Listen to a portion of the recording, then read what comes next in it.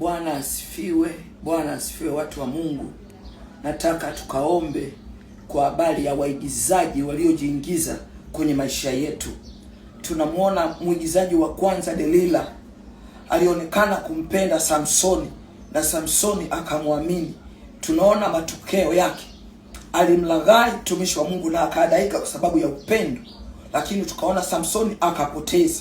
Sasa wako waigizaji wengi kwenye maisha yetu, wanakuja kwa sura ya best friend, rafiki wa moyoni, unamwambia kila kitu, lakini huyo ni nyoka, tena nyoka mwenye sumu kali. Mahusiano yako yamekufa kwa sababu ya waigizaji. Ndoa yako leo iko haieleweki, haiko juu, haiko chini, iko ICU sababu ya waigizaji. Boss anapelekewa maneno magumu sababu ya waigizaji. Mwambie Bwana wa expose kila waigizaji walionizunguka.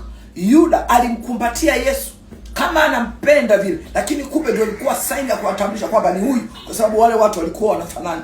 Leo mwambie Bwana, ninashusha moto wa Roho Mtakatifu kwa kila muigizaji aliyenizunguka kwenye biashara. Huyo muigizaji ndio anayekuibia wateja, huyo muigizaji ndio anaiba wafanyakazi wako dukani. Waigizaji, mwambie Baba wa expose kwa jina la Yesu. Tunashusha moto kwa kila muigizaji aliyeingia kwenye maisha yetu, aliyevuruga ndoa, aliyevuruga mahusiano. Waigizaji wamevuruga huduma, wamejaza washirika maneno ya uongo. Piga katika ulimwengu wa roho, tandika, toa na mijicho, tandika au katika ulimwengu wa roho. Mwambie watanipisha leo, mwambie mtanipisha kwa moto wa Roho Mtakatifu. Baba, waondoe kwenye maisha yao kwa jina la Yesu, na wafukuza kwenye ulimwengu wa roho. Si wataki, naweka mipaka kati yao na mimi, na watenga mbali na mimi kwa jina la Yesu na kwa damu ya Yesu. Haya, toka, shusha moto, wataondoka wenyewe. Moto kikolea, ndugu yangu, wataondoka. Haya, shusha huo moto, shusha moto wa Roho Mtakatifu. Mwambie mtani